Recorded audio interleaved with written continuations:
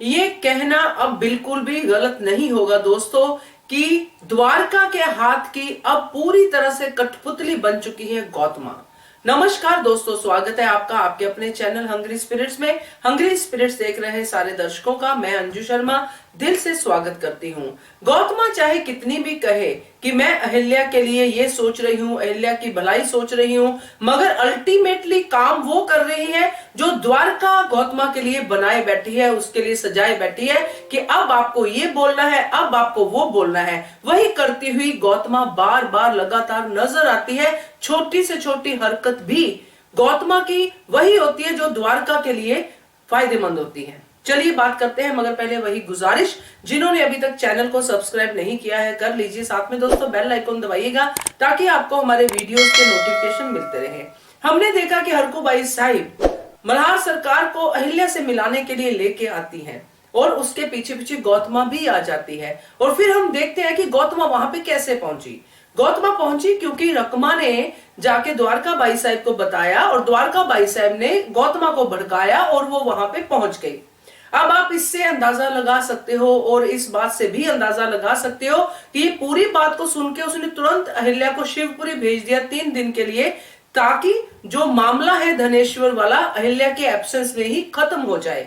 और यही तो चाहती है द्वारका कि अहिल्या बिल्कुल भी 1% भी पार्टिसिपेशन ना दे राज के कामों में, यानी कि दरबार के कामों में। और ये बात उसने इस तरह से गौतमा के दिमाग में घर कर दी है कि गौतमा अब द्वारका से भी ज्यादा सोचती है, धना जी की तरह भी सोचती है, और ये भी धना जी की तरह सोच जाती है कि हाँ ये धनेश्वर ही जुल्मी है, धनेश्वर ने ही हत्याकांड किया है।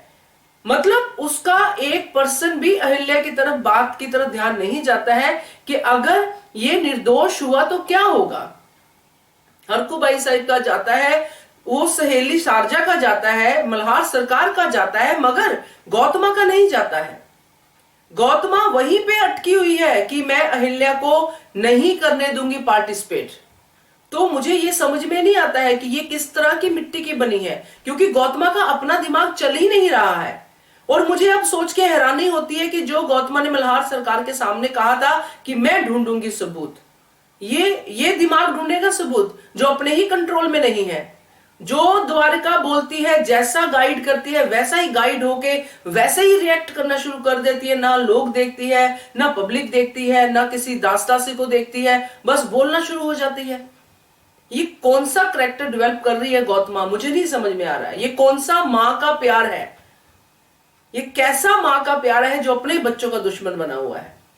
क्योंकि अब इस एपिसोड में तो साफ साफ नजर आया कि कैसे कितनी जल्दी गौतमा को भड़काया गया, कितनी जल्दी गौतमा भड़की वहां पे पहुंची और उसने साफ शब्दों में कह दिया कि अब ऐसा नहीं होगा, मैं पटरानी हूं, मेरी ही बात चलेगी और कई बार मुझे ऐसे निर्णय लेने पड़ेंगे। तो अहिल्या क्या है, सुनवाई है क्या, क्या है आपकी, है ना, उठो उठ जा, बैठ जा, ये वाली बात है। बाप रे बाप, ये मुझे बिल्कुल हजम नहीं हुआ दोस्तों, इसीलिए मैंने ये वीडियो बनाई आपके लिए, क्योंकि ये नहीं हजम हो सकता है।